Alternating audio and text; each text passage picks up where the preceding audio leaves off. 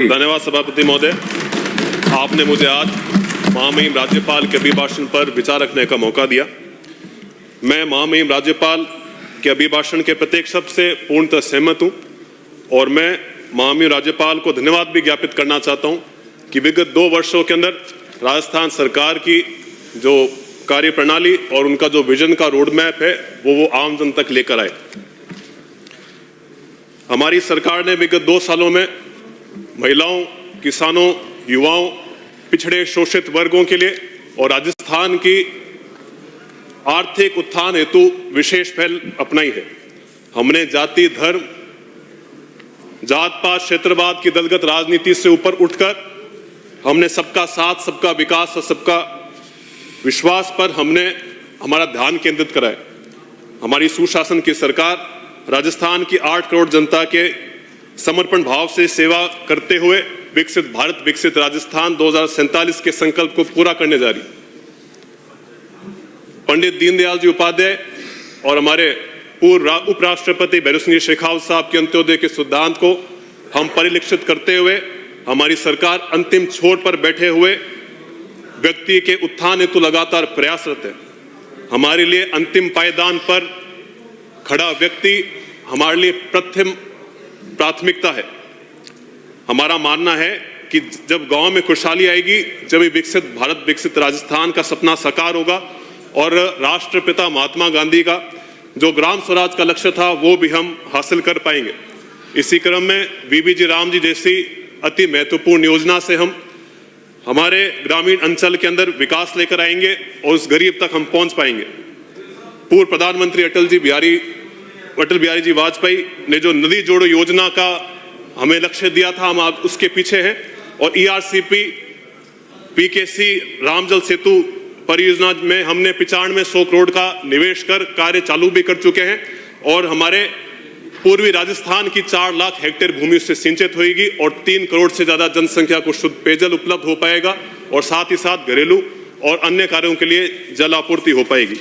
Rising Rajasthan global investment summit में हमने 35 लाख करोड़ के MOU में से तकरीबन 8 लाख करोड़ के MOUs को धरातल पर उतारने में हम कामयाब भी हुए और साथ ही साथ राजस्थान की रीढ़ की हड्डी कही जाने वाली, बैकबोन कही जाने वाली हमारे प्रवासी राजस्थान भाइयों जिन्होंने हमारा नाम पूरे विश्व में रोशन करा, हमने विश्वास जीतने में कामयाब हुए और उनके साथ मिलकर हमने कर्म भूमि से जन्मभूमि अभियान भी चलाया। विगत 2 वर्षों में पेपर लीक की एक भी घटना हमारे सरकार में नहीं हुई और मुझे आज बड़ा गर्व हो रहा है जब मैं ये बात कहता हूं कि पिछली सरकार में जितने भी पेपर लीक हुए उस पे कड़ी कार्रवाई करते हुए 140 से अधिक FIR और 420 से अधिक गिरफ्तारियां हमने करी, जिससे हमारे युवाओं का जो एक भर्ती प्रक्रिया से विश्वास उठ चुका था उसको हमने वापस कायम करा और साथ ही साथ 2 सालों में हमने तकरीबन 1 लाख युवाओं को रोजगार भी दिया। 1,54,547 पदों पर भर्ती प्रक्रिया को तेजी से आगे भी बढ़ा रहे हैं और वर्ष 2026 के लिए हमने भर्ती कैलेंडर भी जारी कर रखा है और इससे हमारे लाखों परिवारों के सपने साकार होंगे। माननीय राज्यपाल महोदय के ने एक उम्मीद जताई थी कि सदन अपना अमूल्य समय राजस्थान की 8 करोड़ जनता के उत्थान के लिए उपयोग में लेगी, परंतु हमारी अंतरात्मा, हमारी चेतना को सब पता है।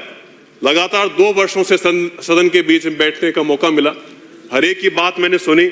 तो आज भी हम एक आरोप प्रत्यारोप के दौर से लगातार गुजरते आ रहे हैं और क्रेडिट लेने की होड़ हमने आज तारीख तक नहीं छोड़ी और इस दुष्ट चक्र में हम कहीं ना कहीं राजस्थान की जनता को ठग रहे हैं। शिलान्यास और उद्घाटन के लिए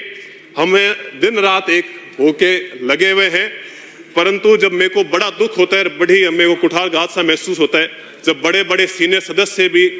इस सदन के अंदर होके ये बात कहते हैं कि साहब फीता कौन काटेगा, MLA काटेगा, कोई और काटेगा। ये जो अमूल्य समय है हमारी दलगत राजनीति की लेनी है, इससे ऊपर उठकर हमें कार्रवाई करनी चाहिए और स्वस्थ लोकतंत्र में आलोचना होनी भी चाहिए, परंतु पॉजिटिव और कंस्ट्रक्टिव क्रिटिसिज्म की ही इस सदन में जगह होनी चाहिए। और मैं ये मानता हूं कि विधायक का कार्य विधेयक और कानून बनाना है, उसमें संशोधन करना है, उससे लागू कराना है, परंतु मुझे ये बात भी बड़ी पीड़ा देती है जब मैं देखता हूं कि हम सब हमारी समस्या यहाँ सदन में बताते हैं, परंतु इस समस्या का कैसे हम निजात दिला सके, कैसे इसका निराकरण कर सके, कैसे समाधान कर सके, इस पर ना ही कोई सार्थक चर्चा होती है, ना ही किसी तरह की कार्रवाई हम करा पाते हैं। 70-80 साल होने के बावजूद भी राजस्थान की जनता को अब सिर्फ चिंता या फिर चर्चा नहीं, उन्हें समस्या का समाधान चाहिए। और हमें ये प्रश्न, आलोचना और आरोप के इस दौर से आगे बढ़कर राजस्थान के विकास में हमें अपनी अहम भूमिका निभानी चाहिए। तो मैं अपने विधानसभा क्षेत्र के कुछ एक मुख्य मांगे हैं वो सभापति महोदय आपके माध्यम से सदन के बीच में रखना चाहता हूं। वर्तमान के अंदर जो हमारे पश्चिमी राजस्थान के अंदर जितने भी भूमिहीन किसान हैं, लघु सीमांत कृषक हैं और खासकर जो हमारे पाक विस्थापित भाई हैं, उनके भूमि आवंटन के ऊपर हमें विशेष ध्यान देना चाहिए। 1980 और 1990 के दशक के अंदर जो भूमिहीन और पाक विस्थापित भाइयों को एक मुरबा यानी 25 बीघा कमांड जमीन आवंटित हुई थी, आज 30-40 वर्ष बीत जाने के बाद मूल आवंटी के पोते के पास मात्र 1 से 1.5 बीघा जमीन है। और उसी कारण से आज जितने भी पाक विस्थापित भाई हैं जिनकी पहली प्राथमिकता राजस्थान थी, आज वो राजस्थान से पलायन करके गुजरात जाने के लिए मजबूर हो रहे हैं। इस पे हमें विशेष ध्यान देना चाहिए। मैं देख रहा हूं पिछले 7-8 वर्षों में एक ऐसा सिलसिला चल पड़ा है कि जिस जमीन को रक्षित करने के लिए हमारे बाप दादों ने खुद के शीश कटाए, खुद के रक्त से जिस जमीन को सींचा, उन्हीं जमीनों को, उन्हीं बड़ी जमीनों के भूभागों को, बड़ी बड़ी कंपनियों को, अनेकों कंपनियों को सोलर संयंत्र खातिर ये जमीन आवंटित कर दी गई है। मेरा ये मानना है कि पश्चिमी राजस्थान के अंदर, थार के अंदर जो भी संसाधन है उस पर पहली प्राथमिकता, पहला अधिकार वहां पर रहने वाले मूल निवासी, वहां पर रहने वाले वहां पे जो व्यक्ति वहां पे निवास करता है उसकी ही रहनी चाहिए।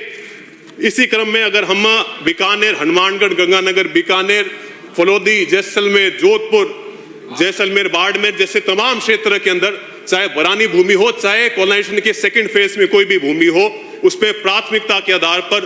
जिस गांव में जो भी भूमि है उसी गांव के बाशिंदे को हम वो जमीन आवंटन करें तो निश्चित तौर पर कृषि उत्पादन भी बढ़ेगा और जो हमारे ये गरीब परिवार है उनका भी उत्थान हो पाएगा और राजस्थान खुद के विकास को अग्रसर होगा। सभापति महोदय, जो हमारे कोलायत विधानसभा क्षेत्र और खाजूवाला विधानसभा क्षेत्र के अंदर हमारी जितनी भी लिफ्ट परियोजनाओं के अंदर, कोलायत और गजनेर लिफ्ट परियोजना के अंदर जितनी भी भूमि है उनमें काफी भूमियों के अंदर कमांड एरिया के अंदर सोलर संयंत्र की स्थापना हुई है। इससे उन कमांड जमीनों के ऊपर आज किसी भी प्रकार का कृषि कार्य नहीं हो रहा और उनके अंदर जो भी निर्धारित उनका बारी का जो पानी था वो व्यर्थ यूं ही बहता जा रहा है। तो मेरा आपके माध्यम से ये अनुरोध है कि जो भी अधिशेष पानी उन लिफ्ट कैनाल के उन कमांड जमीनों के अंदर है उसका जितना भी पास में जो भी नजदीकी गांव है उसके बरानी एरिया में सिंचाई सुविधा उपलब्ध करें। जैसे हमारे गजनेर लिफ्ट के अंदर जितना भी अधिशेष पानी बचता है उन कमांड जमीनों का, वो पास के अंदर जैसे खारी चारनान, गंगापुरा, सुजड़ा, अंगड़ों, राणासर जैसे गांव में उनका पानी का उपयोग हो, जिससे जितने भी हजारों बीघा बरानी भूमि है वो कमांड हो सकेगी, सिंचित हो सकेगी। और वैसे ही कोलाइट लिफ्ट परियोजना में हमारे पाबूसर और कोलासर जैसे गांव में वो अधिशेष पानी का उपयोग लाया जाए तो निश्चित तौर पर हमारा गांव सशक्त हो गए, हमारे ग्रामीण सशक्त होंगे। वर्तमान में इंदिरा गांधी नहर परियोजना में जो लिफ्ट कैनाल परियोजना के सामुदायिक डिग्गियों में फव्वारा पद्धति से सिंचाई सुविधा उपलब्ध की जाती है। सामान्य कृषि कार्यों में उपयोग ली जाने वाली बिजली पर विद्युत विभाग टैरिफ कोड 4000 लागू कर 0.90 रुपए प्रति यूनिट के दर से उसका बिल का शुल्क वसूलता है, जबकि लिफ्ट कैनाल परियोजना में 24 घंटे विद्युत आपूर्ति के नाम पर टैरिफ कोड 4400 लागू कर 2.75 रुपए प्रति यूनिट से विद्युत शुल्क वसूला जाता है। किसानों को वास्तविक रूप में औसतन 6 घंटे से भी कम विद्युत आपूर्ति हो पाती है। इसे देखते हुए हर किसान के ऊपर तकरीबन 72,000 रुपए का वार्षिक एक आर्थिक भार होता है। तो मैं अनुरोध करूंगा कि हमारे कोलायत, पोखरण, फलोदी, बांगड़सर, गजनेर लिफ्ट परियोजना जैसे अनेकों लिफ्ट परियोजना में ये टैरिफ कोड 4400 की जगह सिर्फ 4000 करा जाए, जिससे हमारे किसानों को बहुत बड़ा लाभ होगा, फायदा होगा। और जो हमारे सिरेमिक्स हब को डेवलप करने के लिए हमारी सरकार 2024 में बजट घोषणा लेकर आई, निश्चित तौर पर कोलायत विधानसभा क्षेत्र में बीकानेर जिले में सिरेमिक्स इंडस्ट्रीज की बहुत संभावना है। इसे देखते हुए मैं आपसे अनुरोध करना चाहूंगा, जो सिरेमिक्स को पकाने के लिए गैस से उपयुक्त कोई भी ईंधन नहीं है, इसीलिए हमें हमारे सिरेमिक्स पार्क्स में जो हमारे गजनेर इको क्षेत्र में हमने आवंटित करा है उसमें तत्काल प्रभाव से गैस पाइपलाइन ली जाए। और माननीय सभापति महोदय, जो पश्चिमी राजस्थान में धार्मिक पर्यटन की जो अपार संभावना है उससे दृष्टिगत रखते हुए मेरे जो कोलायत विधानसभा क्षेत्र के अनेकों धार्मिक आस्था के केंद्र है, जैसे हमारे देशनो करनी माता जी का मंदिर, सियाणा भैरू जी, कोडमरेसर भैरू जी, श्री कोलाय जी में कपिल मुनि जी का धाम, गड़ियाला ऋण माता जी का मंदिर, बबूता सिद्धादे का मंदिर, नखत मनासा का मंदिर, इनको अगर हम पश्चिमी राजस्थान के और भी अनेकों धार्मिक स्थल जैसे हमारे रामदेवरा, हमारे तन्नोट राय माता जी, हमारा मुकाम हुआ, हमारा देगराय हुआ, ऐसे इन तमाम एरियो से अगर हम रिलीजियस सर्किट के द्वारा जोड़े तो निश्चित तौर से हमारे जितने भी श्रद्धालु हैं उनका आस्था का उनका सम्मान भी होगा, साथ ही साथ स्थानीय रोजगार भी बढ़ेगा। सभापति महोदय, आपने मुझे खुद के विचार रखने के लिए मौका दिया, इसलिए मैं आप सबका बहुत बहुत धन्यवाद, बहुत बहुत आभार प्रकट करता हूँ। श्री रविंद्र सिंह भाटी।